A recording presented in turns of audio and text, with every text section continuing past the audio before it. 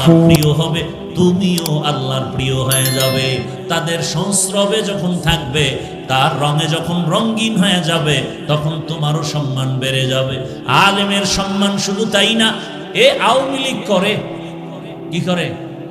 আওয়ামী লীগ করে, কিন্তু নামাজ পড়ে, মাদ্রাসায় দান করে, আলেম ওলামারে ভালোবাসে, এর কোনো বিপদ আছে? শান্তিতে এখনো আছে, কোনো টেনশন নেই। কথা বলেন না কেন? বিএমপি করে, মাদ্রাসায় দান সদকা করে, এরকম ভালো মানুষ নাই? আলেম ওলামার সাথে থাকে, এজন্য তারও নিরাপদ বেশি, সম্মানও বেশি। সোহবতে সা লেহ তো রাসা লেহকুনা, সোহবতে তো লেহ তো রাত লেকুনা। বাংলায় কয় সৎসঙ্গে স্বর্গবাস। এ আমার যুবকেরা খারাপ কেন? বাসে লেখা আছে ধূমপান নিষেধ, আছে না নেই? এরপরও কেউ ধূমপান করেনি?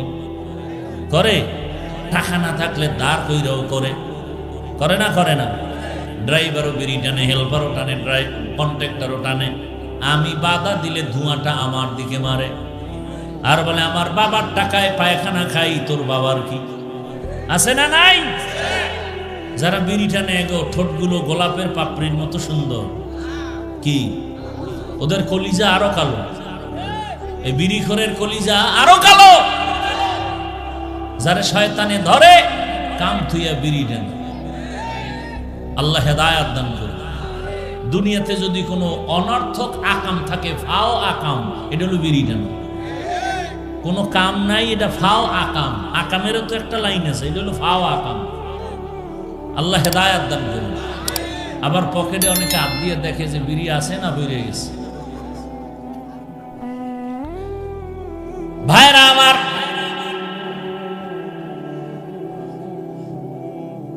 আল্লাহওয়ালাদের সংস্রবে যাও। বাসে লেখা ধূমপান নিষেধ, এরপরও কেউ থামে না। মসজিদে লেখা আছে ধূমপান নিষেধ, আছে? ওখানে গেলে কেউ ধূমপান করেনি, বরং কেউ করার অভ্যাস থাকলেও মসজিদের আগে ফেলে দেয়, পকেটে হাত দিয়ে টুপি তালাশ করে, ঠিক নেই? বাসে লেখার পরেও ধূমপান থামে না, মসজিদে কেউ করে না। কেন? বলে পরিবেশের বড় অভাব। কিসের অভাব? একটা অক্ষর স্বরে ও স্বরে আ রস্যি দীর্ঘি, আছে না নাই? এই একই অক্ষর মাদ্রাসায় পড়ায়, স্কুলেও। মাদ্রাসায় গিয়া পড়ে সন্তান স্বরে ওতে ওযু, ঠিক নেই? এই অক্ষরটা গিয়ে স্কুলে গিয়া সন্তান পড়ে, আর পরে স্বরে ওতে অজগর, ঠিক নেই? এই একই অক্ষর মাদ্রাসার ছেলে পড়ে সরায়া আল্লাহ। এই একই অক্ষর স্কুলে গিয়া পড়ে আর শিখে সরায়াতে আফা। মাদ্রাসার ছেলে বলে আম্মু ওযু কি? মা বলে আজানের আগে ওযু করা লাগে পবিত্রতা অর্জনের জন্য। আল্লাহ কি কয়? তোরে যিনি বানাইছেন, আসমানের মালিক জমিনের মালিক তিনি আল্লাহ। স্কুলের ছেলে কয় আম্মু অজগর কি? এটা একটা মেজাজ গরমওয়ালা ঠান্ডা মাথার খুনি, যা পায় তাই খায়, ভাঙ্গে চুরে। ছেলেটা অজগরের মেজাজ ভিতরে রাইখা কিছুদিন পরে শোকেস ভাঙে, গেলাস ভাঙে, প্লেট ভাঙে। মা কয় কিও? কয় অজগর, ঠিক নি? মাদ্রাসার ছেলেটা ওখানে গিয়া পরে রব্বি জিদনি ইলমা রব্বিরহামহুমা কামা রব্বায়ানি সগীরা। স্কুলে পড়বে, স্কুলে গিয়া পরে কিরিং কিরিং টেলিফোন, হ্যালো হ্যালো হ্যালো, কে তুমি? কাকে চাও? বলো বলো বলো। আমি ম্যাও, হ্যালো ক্যাট, বিড়ালকে চাই, জরুরি খবর আছে, ডেকে দাও তাই। হামটিমা টিম টিম, তার খাড়া দুটো শিং, তারা মাঠে পারে ডিম। পড়ে না? পড়ে না? ওরে বাড়ি সালাম দিল, পড়তে পারবে রব্বি জিদনি ইলমা? আরে আইএ পাস, বিএ পাস, এরপরে এমএ পাস, এত পাস কইরা সালাম পাস করে নাই। দুই শব্দের সালাম, আসসালামু, এই পাস করে নাই। সালাম দেয় সালামাইকুম, মানে তোর উপরে খোদার গজব। হে ঘুরাই খাও আলাইকুম, তোর উপরে আগে গজব, ঠিক নি? এমএ পাস করছে, সালাম পাস। আর একজনে স্টাইল করে সালাম দেয়, আসসালাম আলাইকুম। হুজুরের আটকাইছে সালাম দিয়ে স্টাইল করে, হুজুর কেমন আছেন? হুজুর তো বুদ্ধি কম না, হুজুর কয় শুকুর, আলহামদুলিল্লাহ শুকুর। হুজুর শুকুর বললেন কেন? কপাল আমারটাও খারাপ, তোরটাও খারাপ। আমি যে শুকুর বলবো সেই সিনের 3 নক্তা তো তুই সালামে নিয়ে গেছো, আমার তো শুকুর বলা ছাড়া উপায় না।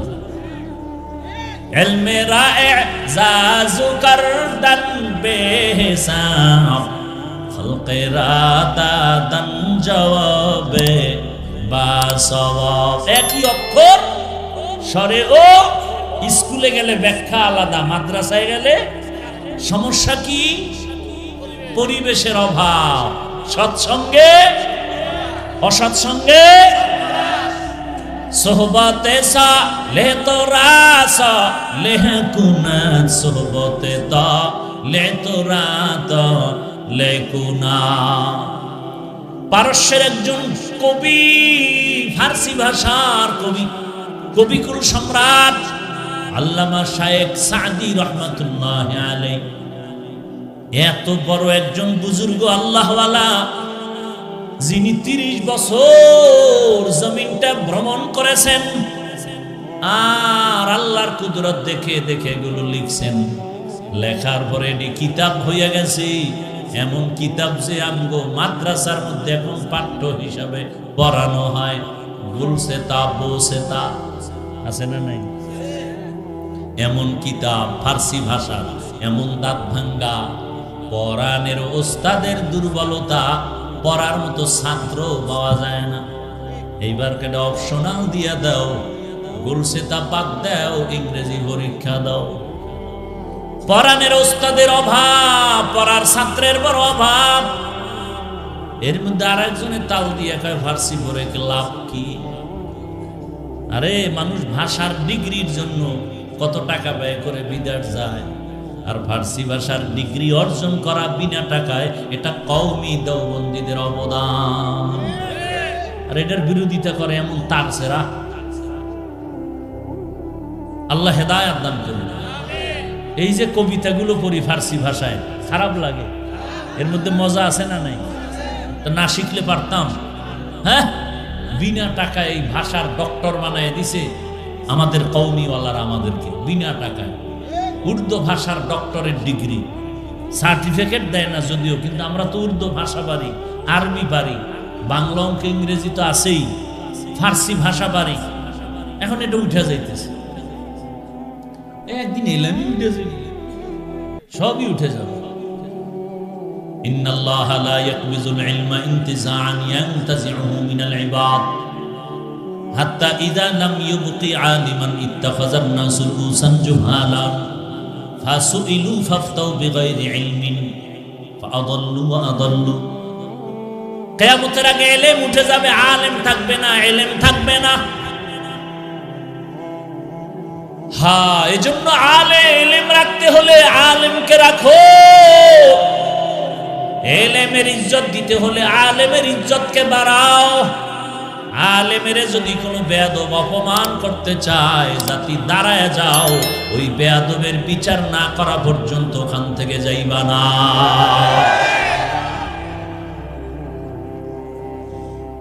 ওই সাদি রহমাতুল্লাহ আলাইহি, রহমতের নবীর এত বড় আশিক যে সাদির একটা কবিতার কারণে আল্লাহ তাকে মাফ করে দিয়েছেন। ওই সাদি রহমতের নবীর রওজা মুবারকে যাইয়া কলিজা ভরে নবীর শানে নাত পড়েছেন। আল্লাহর কাছে এতটা কবুল হয়ে গেছে, ওই নাত গোটা দুনিয়ার মানুষের জবানে জারি হয়ে গেছে।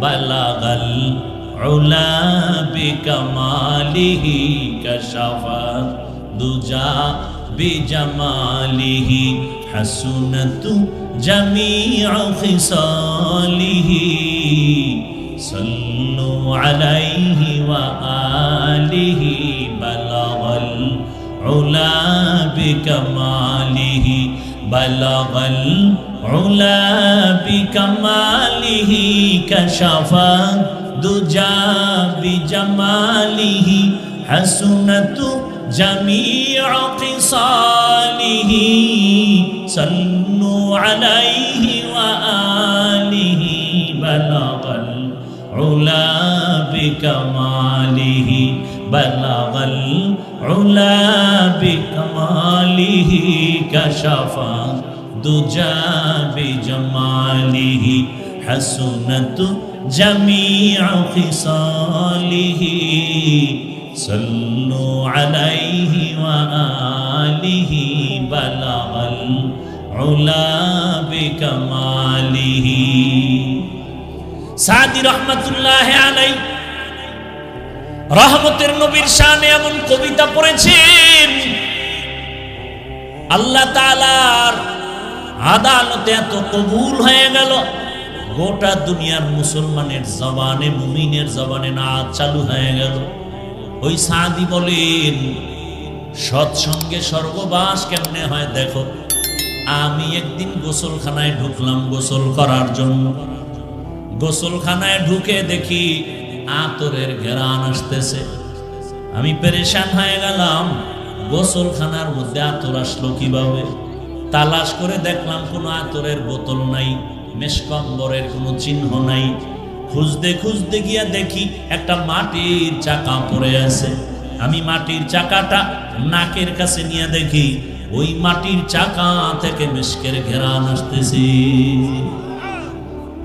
সাদি বলেন, আমি মাটিকে প্রশ্ন করলাম, গলে খুশবু ये दर हम्माम रोज़े रसीद अज दस्त महबूबे बदस्तम बदू गुफ्तम के मिशके या अबीरी के अज़बुए दिलावीज़े तुमस्तम बगुफ्तामन जमाले हम निशी बगुफ्तामन गले ना चीज़ बूदम वलेकिन मुद्दते बागल नशुस्तम जमाले हम नशीदर मन असुर कौर वगर नामन हुमा खाकम के हंसता।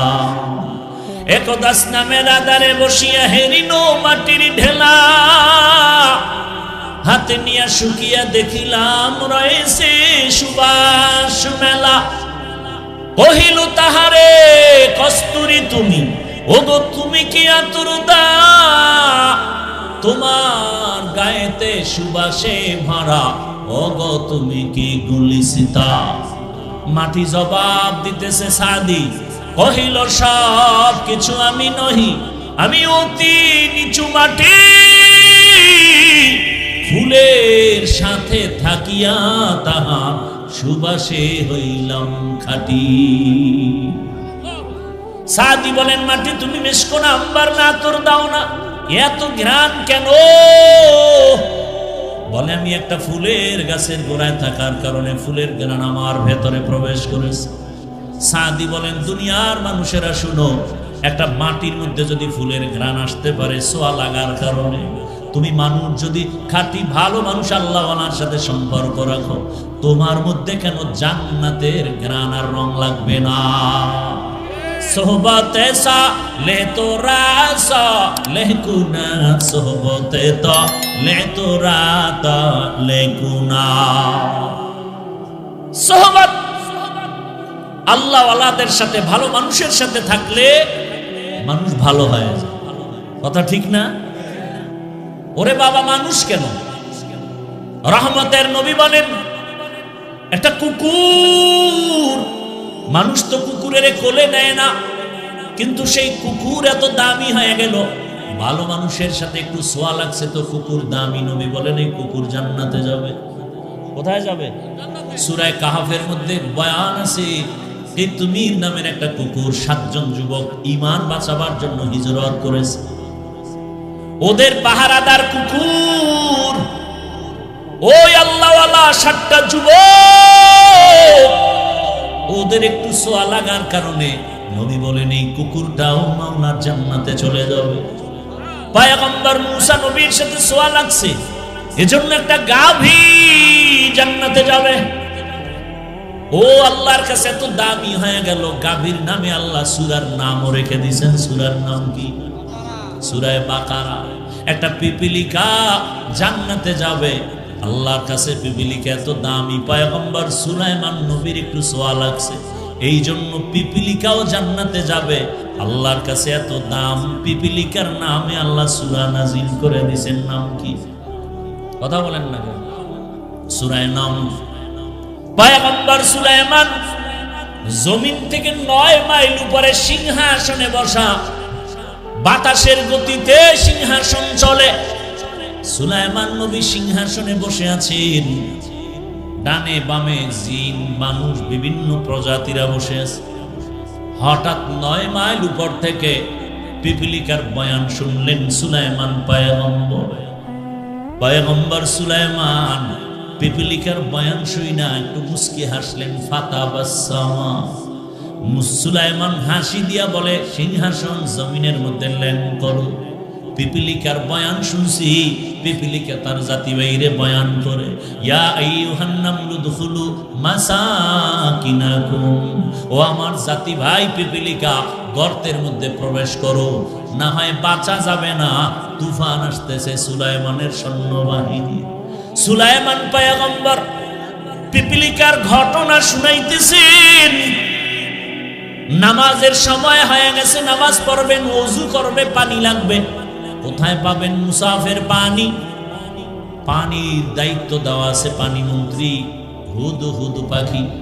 হুদহুদ পাখি নাক লাগাইলে মাটির মধ্যে বলতে পারতো এখানে পানি আছে। জিনেরে বলতো, নবী সুলাইমান তাড়াতাড়ি মাটি খনন করে পানি উঠাও, ওযু করব, নামাজ পড়ব। আজকে সুলাইমান নবী পিপিলিকার ঘটনা শুনাইয়া নামাজের টাইম হয়েছে, পানি তালাশ করে, হুদহুদ পানি বের করো, হুদহুদ নাই। পাখিদের উপদেশটা হলো ঈগল পাখি। ঈগলের ডাক দিয়ে কয়, হুদহুদ গেল কই, তাড়াতাড়ি তালাশ করে নিয়ে আস। এই যে পয়গম্বর সুলাইমান হুদহুদকে পায় নাই, না পাইয়া যে বাক্যগুলো বললেন, আল্লাহ কোরআনে বলেছেন, সুলাইমান পয়গম্বর বলেন, মালিয়া লা আরাল হুদহুদ, আমি সুলাইমানের কি হলো যে হুদহুদরে দেখি না। আরে আল্লাহর কোরআনে ইসলামে নাকি রাষ্ট্রনীতি নাই, রাজনীতি নাই। না থাকলে রাজনীতি করব না, বলবো না, কিন্তু থাকলে বাধা দেওয়ার কোনো মুমিনের অধিকার না। পয়গম্বর সুলাইমান গোটা জগৎবাসীকে মূলনীতি শিখাইয়া দিলেন। আমি সুলাইমানের কি হলো, হুদহুদ পাই না কেন, দেখি না কেন? আর আমরা কি বলি, অমুকের কি হলো, আসে না কেন? অমুকের কি হলো, মিটিং এ নাই কেন? সুলাইমান কয় না, নিজের দিকে দোষটা দাও। আমি হাফিজুর রহমানের কি হলো যে আমার বয়ানে মানুষ বসে না, আমার বয়ানে মানুষ কান্না করে না? আমার কোন অপরাধের কারণে, আমার কি পরিমাণ গুনাহ হলো যে আমার কারণে ঘরের সন্তান অসুস্থ সুস্থ থাকে না? আমার কোন অপরাধের কারণে সমাজের মানুষ শান্তি পায় না? আমার কি হলো, আমার কোন গুনার কারণে মসজিদের মুসল্লি আসে না? আমার কোন গুনাহ হয়ে গেল, আমার কি হলো, কি অপরাধ হলো যে অপরাধের কারণে দেশের মধ্যে শান্তি হয় না? এই চিন্তা যদি সব মানুষ করত, তাহলে কেউ কারো উপরে জুলুম করতে পারত না। পিপিলিকা জান্নাতে যাবে, বেঈমান ফেরাউন সারা দুনিয়ার মধ্যে ইতিহাসের নিকৃষ্ট বেঈমান ফেরাউন, অথচ তার ঘরে তার স্ত্রীর নাম কি? আসিয়া। এত দামি। রহমতের নবী বলেন, হাসরের ময়দানে জান্নাতে আমার সাথে আসিয়ার বিবাহ হবে। এত বড় বেঈমানের ঘরে থেকে আসিয়া কেমন করে আমার মালিকের ছোঁয়া পেয়েছেন? সূত্র মূসা নবীর সোহবাত। মূসা নবীর ছোঁয়া লাগছে, আসিয়া দামি হয়ে গেল। এত বড় বেঈমান ফেরাউনের ঘরে থাকিয়াও আসিয়া আমার আল্লাহর বিরোধিতা করে না, বরং এমন দামি হয়ে গেলেন।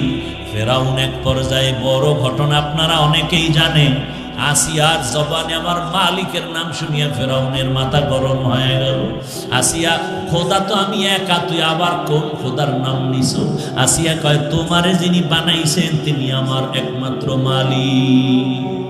আসিয়ারে খানা দেয় না, ঘুমের বিছানা দেয় না। এক পর্যায়ে আসিয়াকে বাঁচাইতে ফিরাইতে না পারিয়া ফাঁসির মঞ্চ রেডি করলো, আসিয়াকে মেরে ফেলবে। আসিয়া কয়, আমি নারী হতে পারি, দুর্বল হতে পারি, তবে আমার ঈমান দুর্বল না। ফাঁসির মঞ্চেও দাঁড়ায় বলবো আমার আল্লাহ এক। আমি আমার মালিক ছাড়া কোন বেঈমানের সামনে মাথা নত করব না। জীবন যাবে, আমার ঈমান যাবে না। কি আর তোমার কি খবর? ভোটের আগে টাকা লাগবে, ঈমান লাগবে না। রেডি হয়ে আসো, ভোটের আগে রাত্রে টাকা খাবা পায়খানার নামে। কি তাও কি বরকতের টাইম, তাহাজ্জুদের টাইম। ভোটার প্রার্থীকে বলবে টাকা দাও ৫,০০০, ভোট বিক্রি করলাম, আমার ঈমান যাক, ইজ্জত যাক, টাকা পাইলে সারব। আল্লাহ হেদায়াত দান করুন। ভাইরা আমার, ভোটের আগের রাত্রে যারা টাকা খাওয়ার নেশায় আছো, তোমরা বাথরুমে গিয়া ১০ গ্রাম পায়খানা খাইও, এরপরে হালাল সাবান দিয়ে কুলি করিও, জীবন বাঁচবে। কিন্তু ভোটের আগের টাকা খাইয়া জাহান্নাম ছাড়া উপায় নাই। আল্লাহ হেদায়াত দান করুন।